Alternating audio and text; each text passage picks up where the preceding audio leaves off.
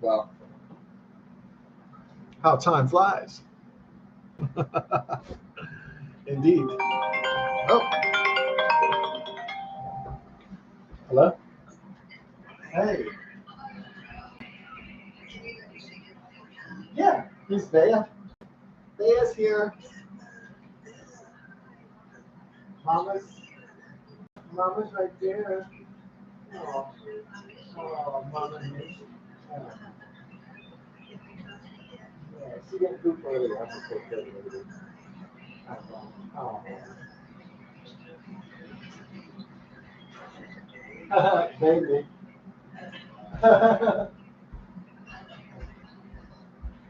Yeah, I just put on the muscle buttons.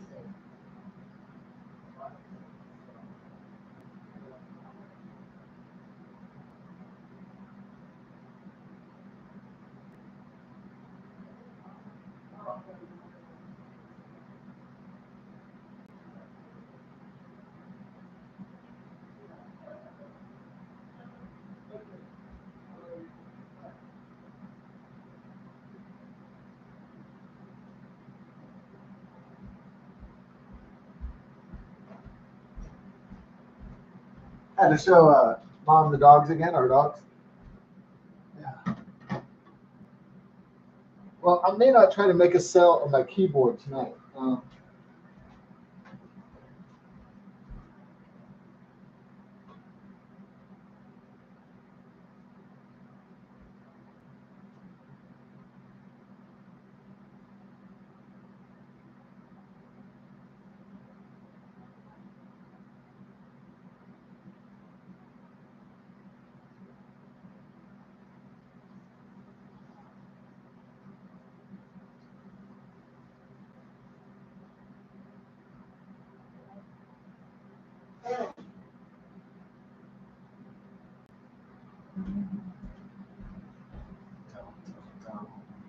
Don't fix my gaming chair here.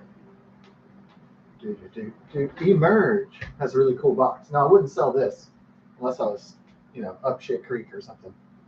And so, yeah, it's my gaming chair.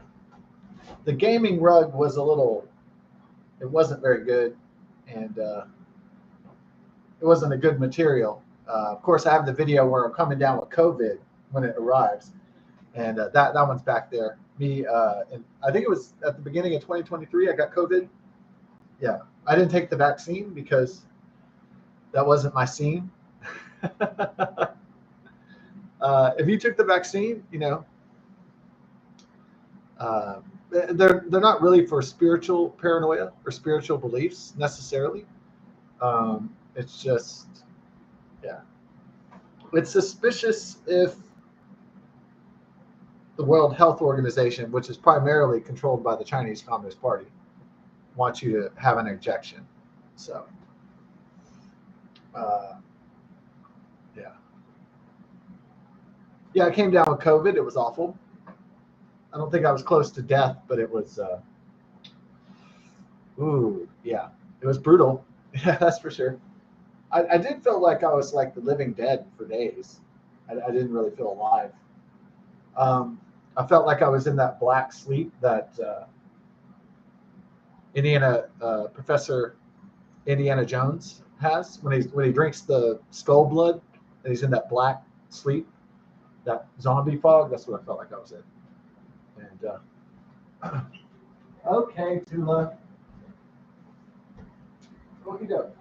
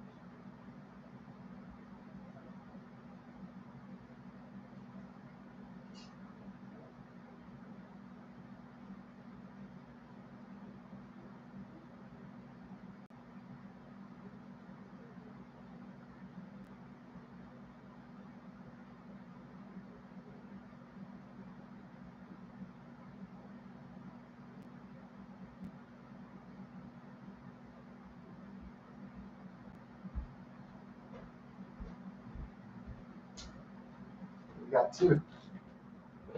And so Mom finally arrived at a destination that she was supposed to arrive there on Sunday, but her car broke down and she got stuck in Marshall, Texas, on the way to Mount Ida, Arkansas.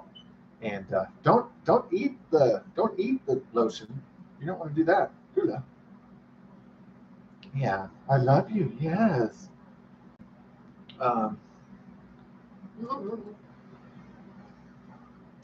so Mom is finally with her mom and my step grandfather Dan. Danny, I call him Dan, Granny and Dan. Yeah, because it had a nice ring to it. Because it was Granny and Dan. Yeah. So it's the 50th anniversary. Legendary album, April 8th, 1975, Aerosmith, released Toys in the Attic. Yeah, that's what the subject of this video is supposed to be about anyway. So,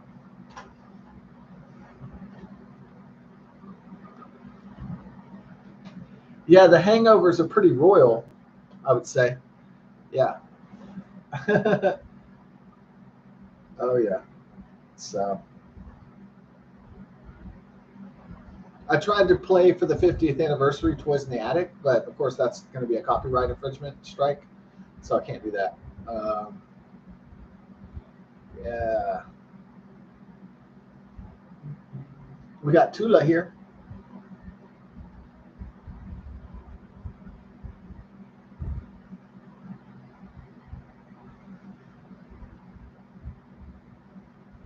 Yeah. Yeah, it's a very, very bright day. It feels nice, but I'm like really hungover, so it's too bright. And Tula, my little Tula. Yeah. And we have Bella over there sleeping, the older dog. She turns 15 this year. How time flies. I turned 45. I'm almost as old as this record.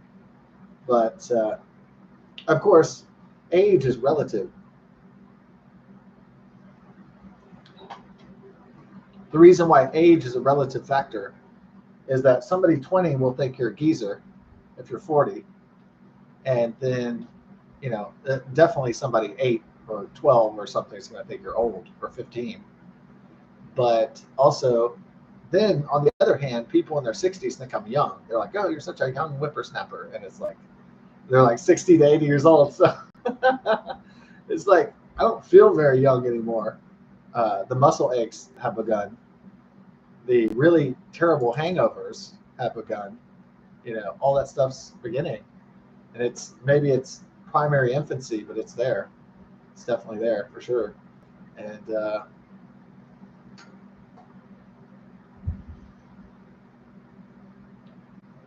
yeah. Ooh, hey, I love you, Tula. Do you need a blankie? Yeah. Somewhere comfortable to lay. Uh-huh. You need one? Well, I'm not saying Chewy. Chutula.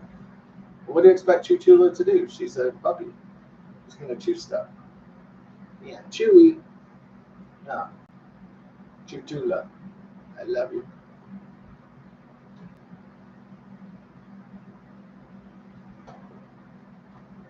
Yeah, Toys in the Attic. Let's do the track listing. All right, Toys in the Attic. The title track is great.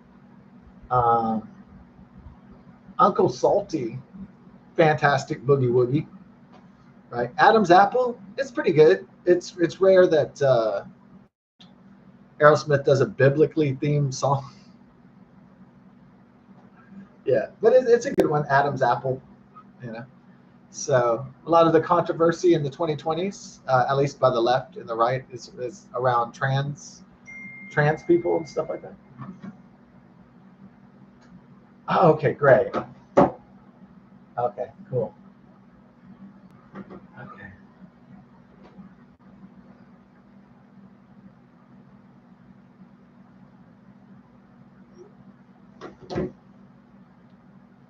Da, da, da, da. Okay, I love you. Uh, uh, uh, uh, uh, uh. Oh man.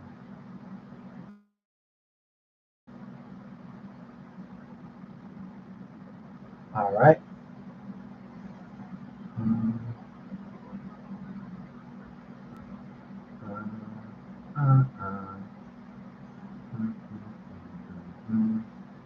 Okay.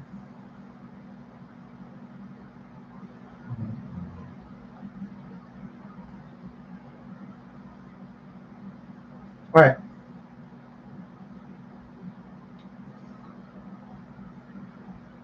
All right.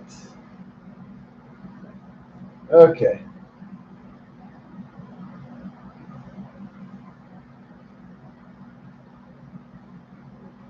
Okie dokie. I got my labs back. They're not. Uh, okay.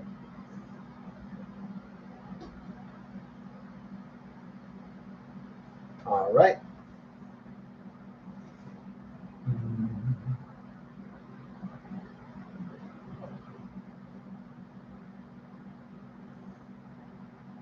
High. Oh, my cholesterol is high. Oh, wow. Okay.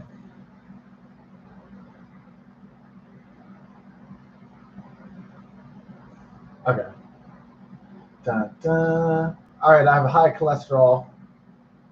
It's not good. It's not like, it's not totally diabetic though. So I think I could do some work and get on the statins, and maybe I'll be in a normal range. And so it's not totally terrible, but it's not wonderful either. So yeah, I was walking a lot to try to decrease my cholesterol, and so my testosterone is low. Uh, I'm getting my blood checked because my urine checked because um, it's not it's for my thyroid is disordered. So that's the thing. Oh, okay, Lovey. Yeah. Bella's sleeping, and then Tula wants to play because she's a little puppy. Tula. You have a nice belly, Tula. Oh man. So I love you too. Oh, Mama wanted to see you, so here we go.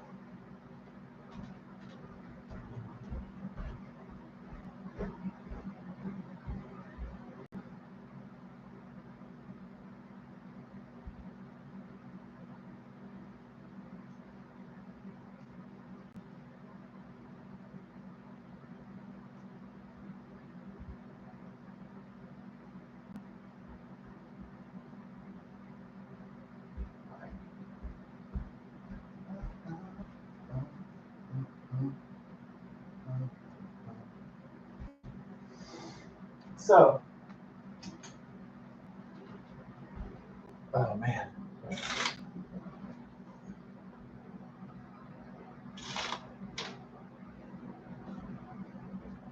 But even though high triglycerides and high cholesterol, in the beer, um, so there's no cancer as far as I can see here on the lab report. Yeah.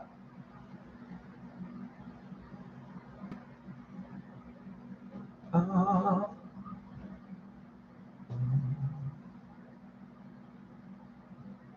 ah.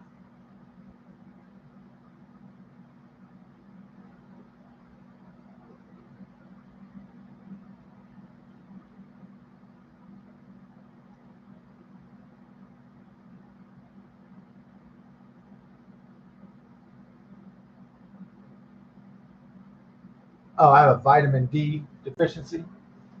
Yeah, so it looks like I'm gonna have to take some vitamin D or drink it. Drink it.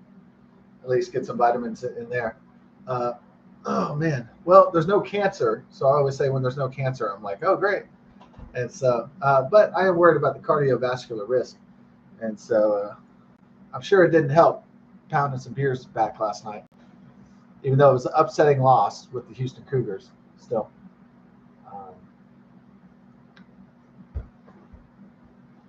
yeah.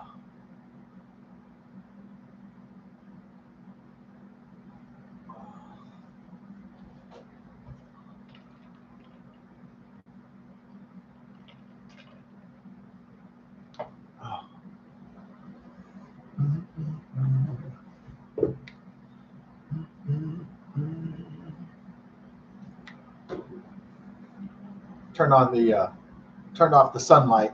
It was just an obnoxiously bright day, and normally I get obnoxious with it, but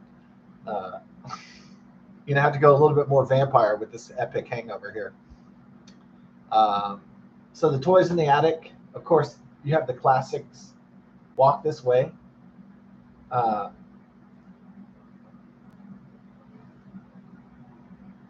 Walk This Way, the classic. Big 10-inch record. That's a funny one. Sweet Emotion, legendary. No More, No More. No More, No More. They didn't really play on the radio back in the day that much at all. And so it was a surprise if you were an Aerosmith fan and you went back to the record and you had forgotten about No More, No More. And yeah, that's an amazing song. Round and Round. And then I don't know if those are any good. You See Me Crying. They usually Aerosmith kind of set the trend of ending an album on a ballad, and so that was kind of like their signature thing. Uh, so yeah, legendary record, 50th anniversary of um, 50th anniversary of Toys in the Attic. So have a safe and wonderful 50th anniversary Aerosmith celebration. I did see 15 years ago, I did see Aerosmith at the Woodlands Pavilion, and it was awesome because I don't know.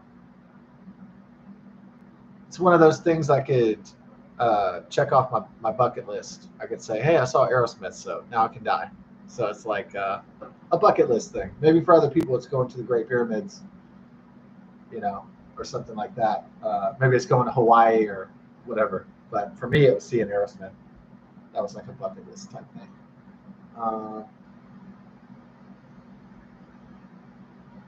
Yeah. All right. God bless. Still suffering from this hangover. Looks like my cholesterol's too high. Um, so my nurse practitioner is going to get the proper medication, and hopefully I can start lowering that again. I ran out of medication, so. Anyways, I had a backup thyroid medication, but it's not the right dosage. But it's just all I can do right now until to get the pills from the pharmacy and the prescription and all that stuff. So my muscles hurt for some reason. Like I guess all the lifting. I've been doing a lot of chores, but anyways, don't want to cry like a bitch.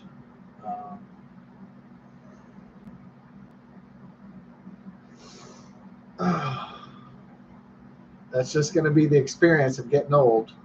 That's why my group is in the highest group of suicide, male and in their middle age, because it's rough. It starts to get rough, and so yeah, things start to get rough if you don't have.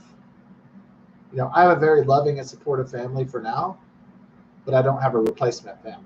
So when they die, I'll be all by myself, and it will be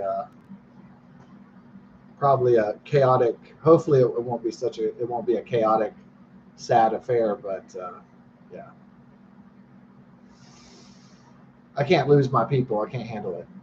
So I know one day I'm gonna have to handle it, but I can't. And we'll save that heartbreak for another day. The heartbreaker. Heartbreaker, love taker, don't you mess around with me. How's it going?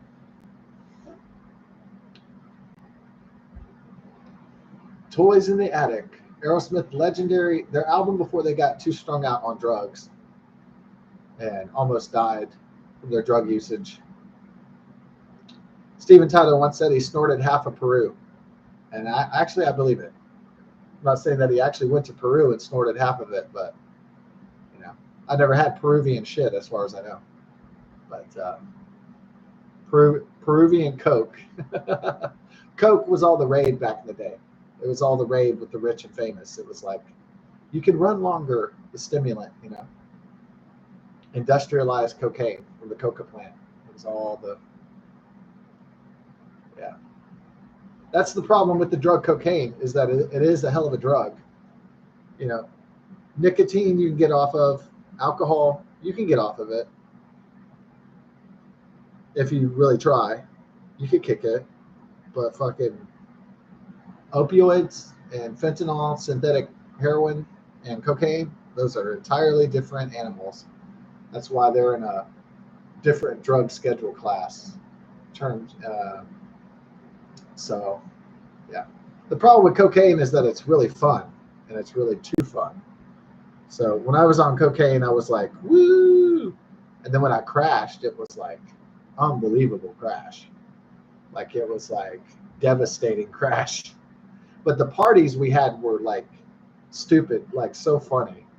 Like they're like all night cocaine parties, and the funniest one I went with my friend Eric and Carl, this big time cokehead, and myself and my friend Chris, and we went over my friend Jody's old house where his stepmom lived, and where Carl was living at the time. I don't know, did Jody still live there at the time? I'm not sure if he was off somewhere working or doing something, trying to get girls. His main thing in life was get girls. He was all about, he was a what they call a poon hound. He was just all about vagina. I need to get the pussy. Like that was his main focus. I know he might tell you his focus in life wasn't getting the punani, but no. He might say it's all about Jesus. No, punani, I don't care about that. It's all about the G's. Okay. Yeah, right. It's all about the Lord. Yeah. So that's how people feel better about their misdeeds in life, right? They're like, oh, forgive me. It makes people feel better because it's like, yeah. They feel like after this life, then they're going off to a fantasy eternity or something like that, you know. And there might be just jack shit after we die. I don't know. You know, I don't know. So we're all gonna find out. But I'm telling you right here now, I don't know, and I wouldn't even pretend to know what was after this life. I'm not eager to go there right now, but not anytime soon. But I will say that I have no idea what's on the other side. Could be great. Could be nothing. Could just be darkness, non-consciousness, non-existence. Just back to the dust again. Could just be that. But faith gives people strength. I know it gives me a lot of strength.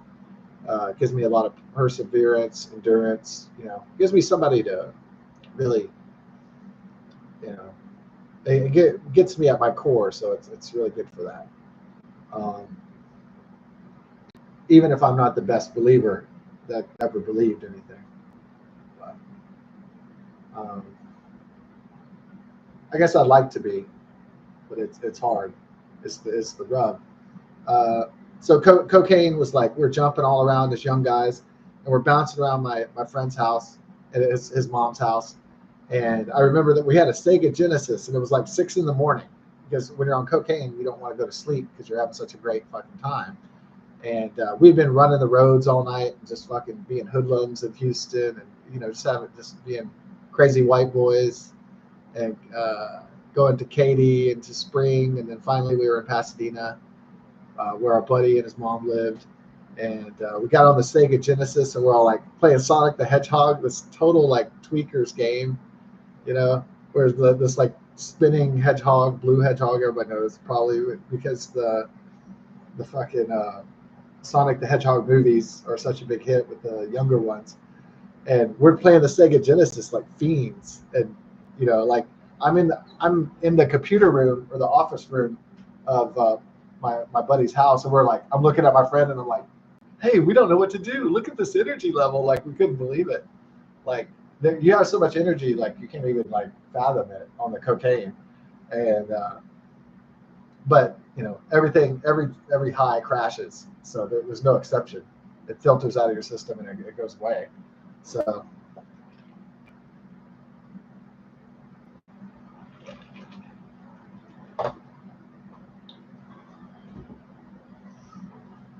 yeah, cocaine is a hell of a drug. Yeah. Yeah, but unfortunately, it was all the rage with the rich and famous, especially in the 1970s and early 1980s, but mostly, I guess, in the tail end of the 1970s. But I guess Aerosmith, they almost died from all the drug usage. I think they were like on the edge. They were like, in the emergency room. I think it was that bad, where they were overdosing and on heroin or cocaine or whatever. Just some hard shit. They're on some heavy shit. And anyways, I'm glad they got cleaned up. They got sober. Went to the AA or whatever, the church or wherever they're going.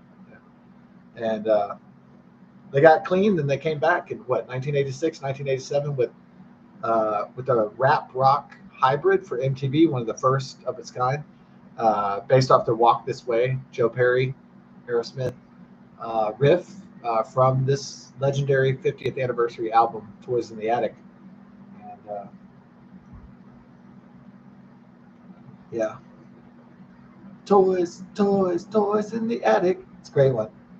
Yeah. My friend turns 50 next year. He was he was older than me. So like when I was 18, he was like 23. So that was guaranteed that like, I guess I was, well, I suppose maybe, was I 19 or 20 when I first met him? Yeah, maybe 18 is a little bit too young. Yeah, I guess I was 19 or 20 when I first met him, and then he was already like 23. And as I said before, age is relative, because when you're like 19, you think somebody 25 is like old. Then when you're 25, you think somebody maybe 40 is old. And then when you're 40, you think somebody who's like 60 or 70 is old. So, or 80, obviously. 80s and 90s, definitely old. Without a doubt, unequivocally, without argument, that's what old is. 80 years old. Without, no doubt. But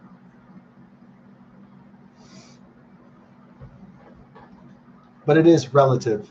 So it might be nice to be in your 40s and somebody 60, 70, or 80 goes, oh, you're just still a youngin', or so a young whippersnapper. It might make you feel good, if you're not having the best day, I guess. So happy anniversary to Aerosmith, 50th anniversary. And yeah, I'm going to survive this, problem and problems, plural, I guess. And we're going to ride out the storm. We're going to survive. We're going to prosper. We're going to do it. And whatever it takes. As to borrow the Avengers slogan, whatever it takes. And to succeed. It's really what it's all about, ultimately.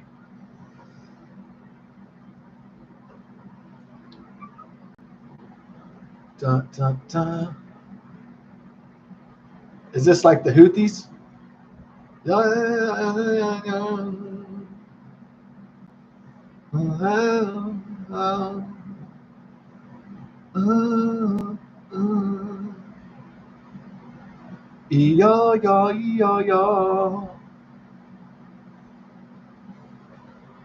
la la la la.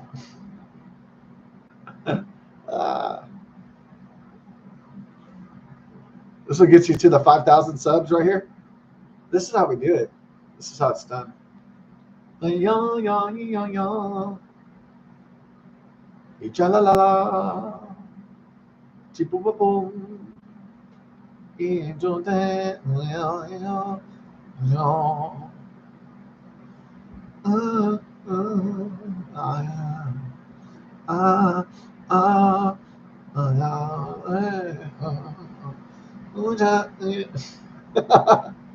Yeah, they used to have fun back in the day, right? So somebody used to say, "Oh, that's offensive," but then when Eddie Murphy would do it and go, "I'm from Boobalin," and make fun of African people, it was like, trading places in the early '80s wasn't considered offensive. It was, it was like funny. People just having fun, playing different characters and stuff like that, playing different ethnic and national characters too. That includes that also. That umbrella. When Robert Downey Jr. played a black man in Tropic Thunder, it was hilarious. It's like, what are you talking about? When I was net down in Nam, he was doing that whole like Uncle Tom thing. It was fun. It was hilarious. Oh well. Did comedy die in the 2020s? Well, I think comedy dies, the death of comedy. Comedy dies when people tell you how to think. Comedy dies when organizations censor your speech. Comedy dies with censorships. Comedy dies when a global world government tries to tell everybody to put an injection in their arm, and big tech companies censor their speech. That's when comedy dies. And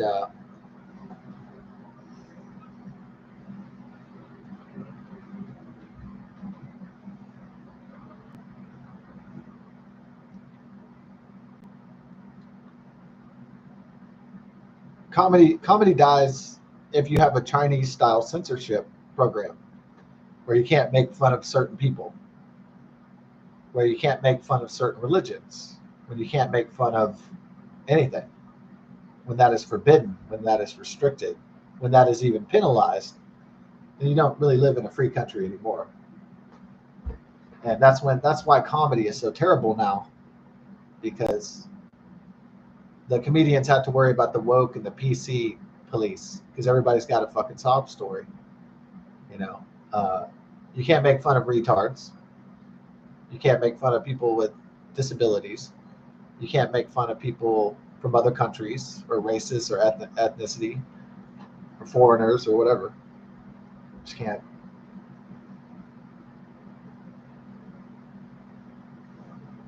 So it's hard to be a fully fledged comedian. That's why comedy is dead. And so what you're left with is the scraps of comedy. What you have is cowardly comedy, which is, not really comedy at all.